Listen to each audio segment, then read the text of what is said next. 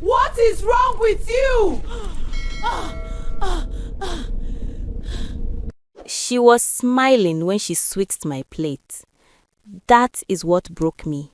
Not the act itself, not even the poison, but the smile. The easy, practiced curve of her lips as her fingers moved my food from one side of the table to the other, smooth and quick, like she had rehearsed it 100 times in the dark, like she had always known this night would come. My name is Stella, and the woman standing in my kitchen, rearranging my death with her bare hands, is my twin sister, Bella. We share the same face, the same high cheekbones our mother always called God's finest work, the same deep brown eyes that catch light like polished wood, the same small gap between our front teeth that boys in secondary school used to tease us about until they grew up and started calling it beautiful. But we have never shared the same life. I know what you are thinking. Twins are supposed to be close. Twins are supposed to be each other's first best friend, first secret keeper, first defender against the cruelty of the world. That is what they say in movies, in greeting cards, in the kind of Instagram captions Bella used to post when she still needed people to believe we were happy. What they do not tell you is that twins can also be each other's greatest wound. Growing up in our family compound in Ibadan, Bella was everything I was not. She was louder, bolder, quicker with a smile that could charm our father out of any punishment. She was the one teachers called the bright one, the one our aunties praised at every Christmas gathering, the one whose school report cards our mother laminated and kept in the wooden box under her bed. I was the quiet one, the other twin. I was the one who sat in Bella's shadow and told herself it did not hurt and believed the lie so deeply that I stopped feeling the ache entirely. I poured everything into silence and work. I studied while Bella danced. I saved while Bella spent. I built slowly, carefully, brick by brick, the kind of life that does not collapse when the wind blows. And then I met Emeka. Emeka Okonkwo was not the flashiest man in the room. He was not the one cracking jokes at every corner or arriving in cars that turned heads. He was the kind of man who asked you how your day was and actually waited for the answer. The kind of man who remembered that you mentioned 3 weeks ago that your favorite fruit was mango and showed up with a bag of them on a random Tuesday with no explanation except, "I just thought of you." I fell in love with him the way you fall into deep water when you don't know how to swim.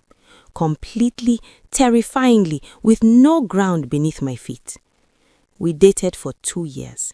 He proposed on a quiet evening on the balcony of the apartment I had rented with my own money in a neighborhood I had chosen for myself, with a ring he had spent 3 months saving for. It was not the biggest ring.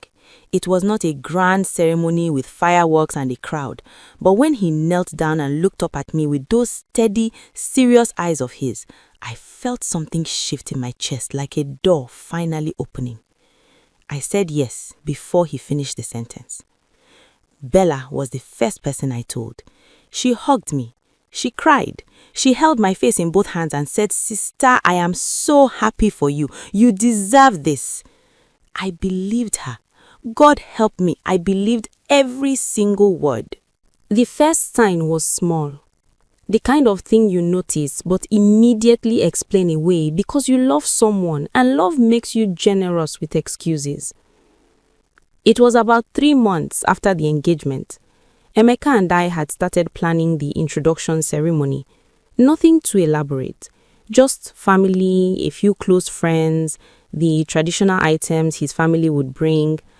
I had been excitedly telling Bella about the plans over the phone, describing the colors I had chosen for the asoebi, the caterer I had found, the hall we were considering.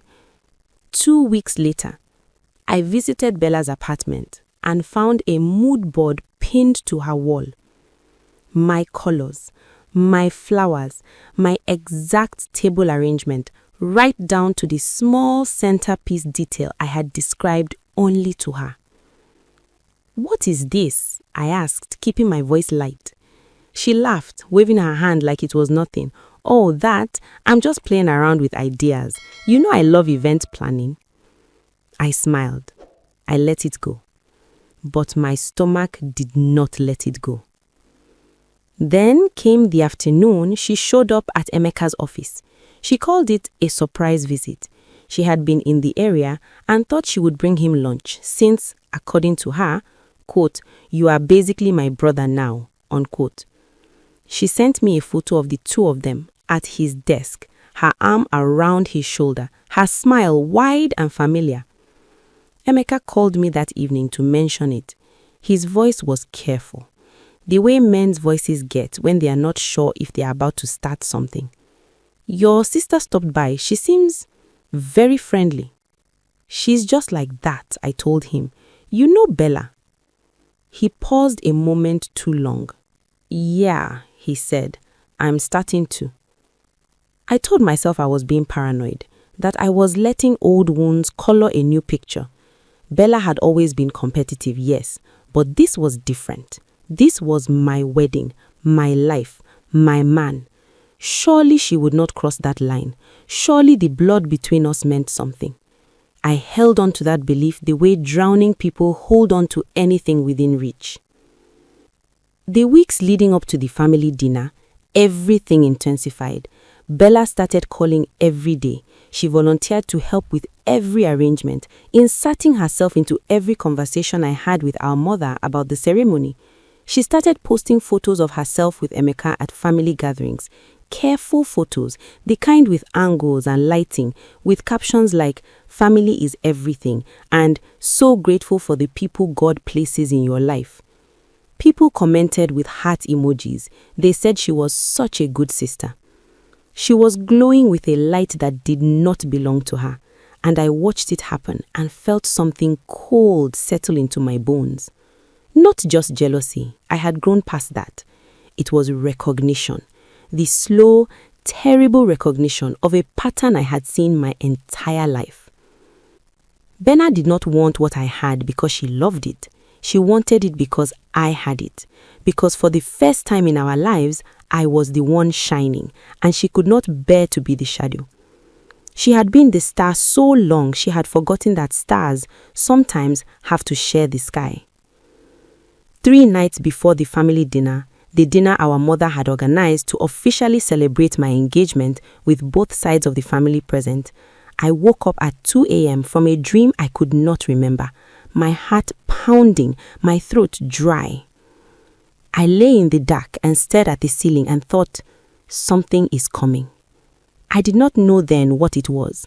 I did not know the shape of it or the weight of it.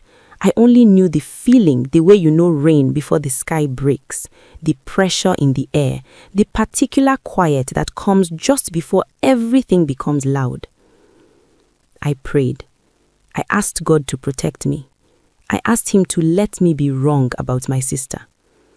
I was not wrong. If you are new here, subscribe so you don't miss what happens next. This story is just getting started.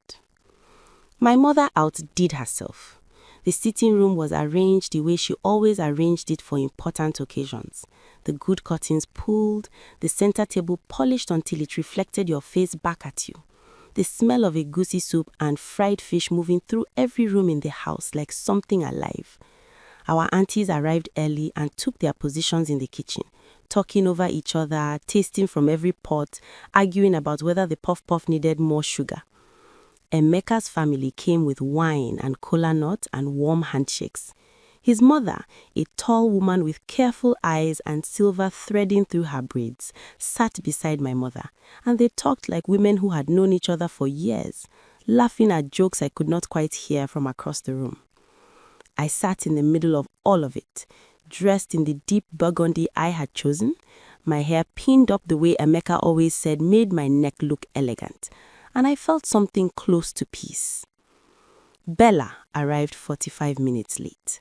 She entered in a rush of perfume and apologies, wearing a dress that was just a shade too bright, her smile a little too wide for the room. She greeted everyone, hugged our mother, kissed Emeka's mother's cheek with a warmth that made the older woman blink in surprise. Then she found me. Sister! She threw her arms around me. I hugged her back. I breathed in the familiar scent of her, the same body cream we had been using since secondary school because our skin reacted the same way to everything.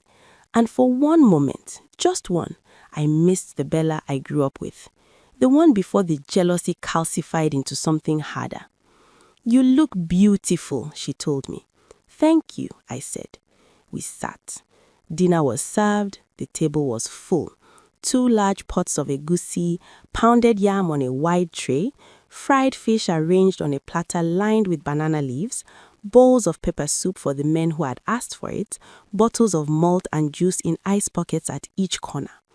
My mother had prepared one special plate for me. She always did this at family dinners since I was a child. She served me herself, always a little extra of everything because she said I ate like a bird and needed encouragement. It was a small ritual, a mother's particular love. It had never changed. The plate sat in front of my seat at the table. I excused myself to use the bathroom. The hallway between the dining room and the bathroom was narrow and lit by a single yellow bulb. It was the same hallway I had run through 1,000 times as a child, the walls still carrying faint scuff marks from years of rough play. I was almost at the bathroom door when I realized I had forgotten my phone on the table. I turned back and I saw her. Bella was at the table. Everyone else was still in the sitting room, waiting to be called in. The dining room was empty except for her. She had my plate in both hands. She was moving it, slowly, carefully, swapping it with the plate beside it. Her back was to me. She had not heard me return. My body went cold. My mind went perfectly, terrifyingly quiet. She set the plate down, smoothed the edge of the tablecloth, stepped back, tilted her head like an artist checking her work, and nodded just slightly to herself. Then she walked out of the dining room through the other door. I stood in the hallway for 3 full seconds.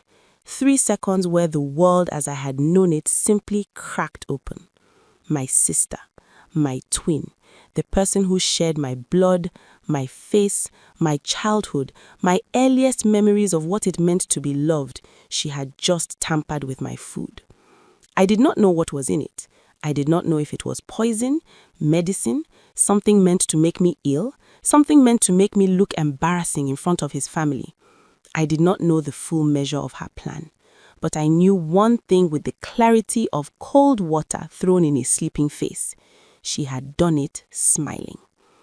I walked back to the dining room, sat down at my seat, looked at the plate in front of me, the plate she had placed there, and breathed in once, slowly, through my nose. Then I raised my eyes and looked at the door where the family was beginning to file in for dinner, and I smiled. I have always been the calm one.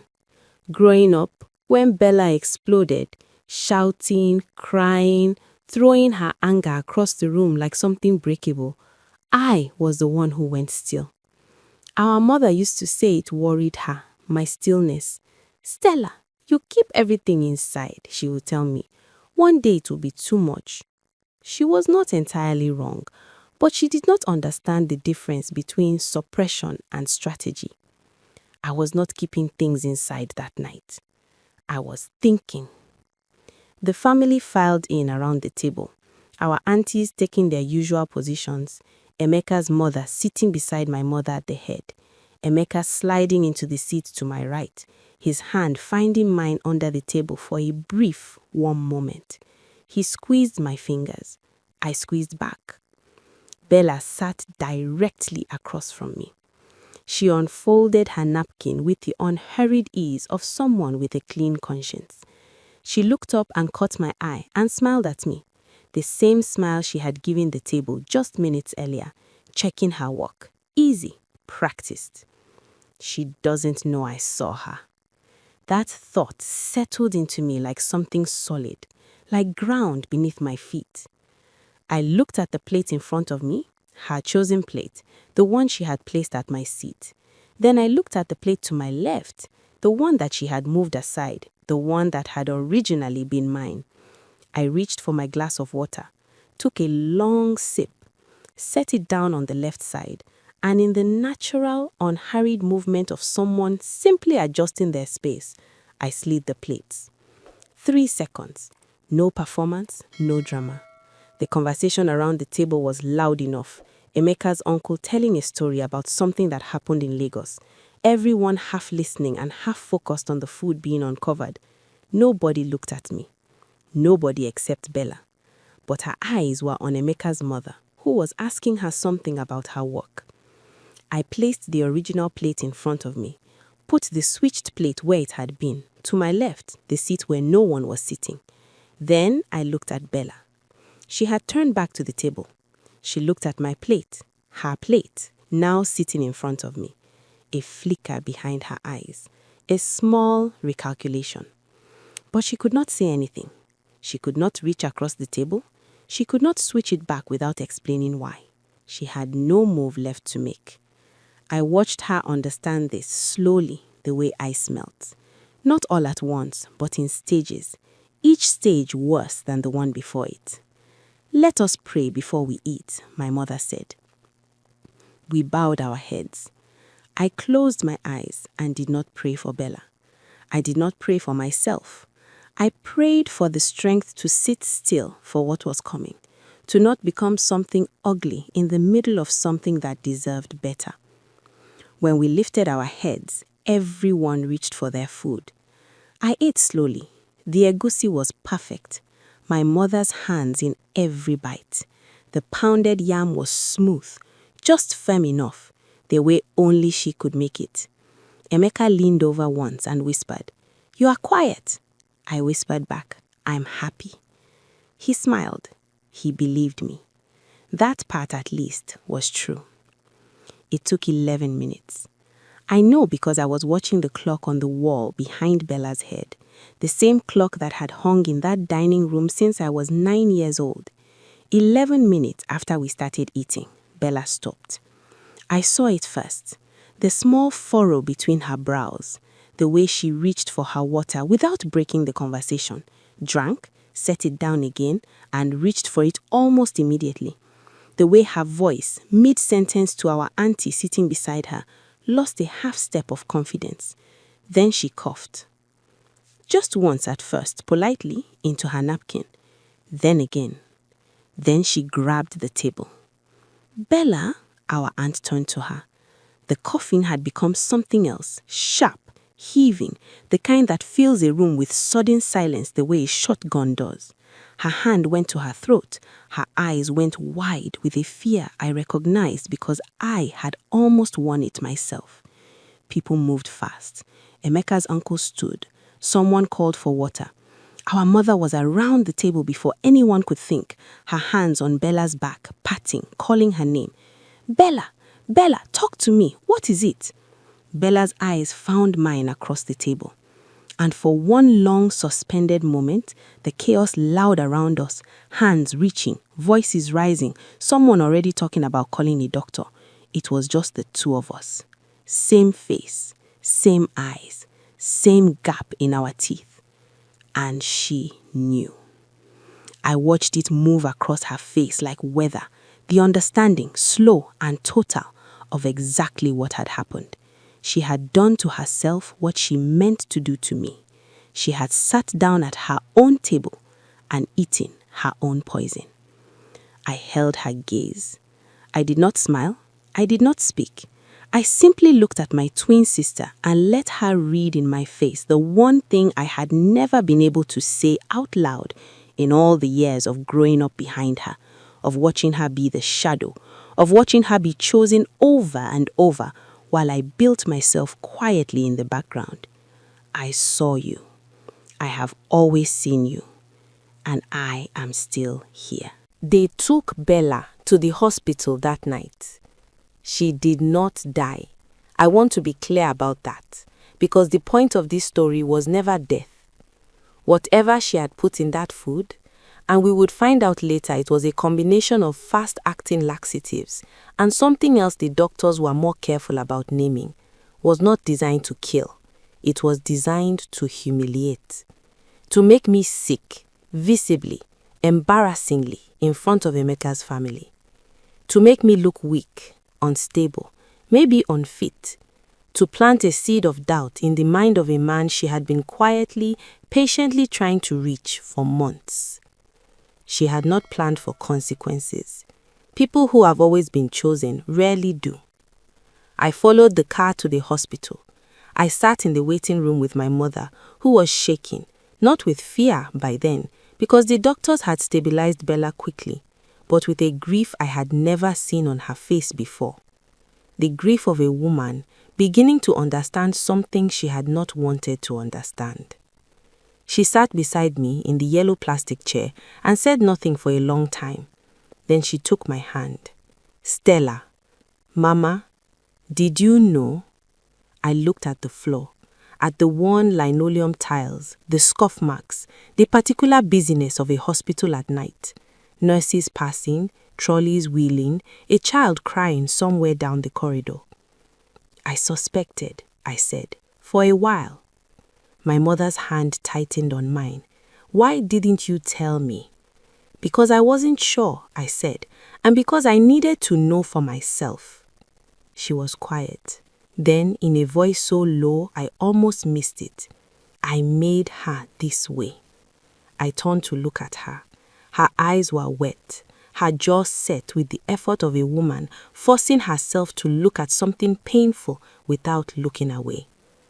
"I always gave her more," she said. "I thought she needed it more. I thought you were stronger. I thought—" She stopped, pressed her lips together. I was wrong. I had waited my whole life to hear those words. I had imagined as a child, as a teenager, as a young woman building her life in the shadow of her sister's easy glory. I had imagined the moment my mother would say them. I thought it would feel like victory. It felt like grief. Because the truth about being right, when the thing you are right about is your family's failure, there is no sweetness in it. There is only the weight of what could have been different. I squeezed my mother's hand back. "I know, Mama," I said. "I know." Emeka found us in the waiting room 20 minutes later. He had stayed behind to settle the family, to apologize to his parents, to absorb the shock of what had unfolded at what was supposed to be a celebration. He walked in looking tired, in the way of someone who has just carried something heavy. He sat on my other side. He looked at me for a long moment. "Are you okay?" he asked. "Yes," I said. "Stella," his voice was careful, "what really happened tonight?" I turned to face him. I looked at the man who had come back to this hospital waiting room, not to ask questions or to panic or to point blame, but simply to sit beside me, to ask if I was okay, to wait. "My sister," I said quietly, "has been trying to take my life apart piece by piece for a long time. I saw her switch my food before dinner. I switched it back, and I said nothing because I needed her to stop herself." The silence between us was long. Then Emeka nodded, just once, the way he did when something made complete, terrible sense. "Okay," he said. "Okay, okay." He reached over and tucked my hand into his. "When did you plan to tell me?" "After dinner. If nothing had happened." "Yes." He was quiet for a moment. Then, "You were going to protect me from knowing." "I was going to protect us from becoming a story. I didn't want our engagement dinner to turn into this." He looked at the wall, at the nurses passing, at the clock, then back at me. "Next time," he said, and there was no anger in it, only firmness, the kind that comes from a man drawing a line in love. "You tell me. Whatever it is, you don't carry it alone." Something loosened in my chest, something that had been held tight for a long time. "Next time," I said. He almost smiled. "There won't be a next time." "No," I agreed. "There won't be." Bella was discharged 2 days later. She came to my apartment. She stood at the door for a long time before she knocked. I had seen her from the window before she knocked, standing in the street below, looking up, deciding. I watched her and thought about the girl we had both been once, before the choosing, before the silence between us became something with edges. I opened the door before she knocked. She looked at me. Her face was bare, no makeup, no practiced expression, no performance, just our face, hollow-eyed and tired.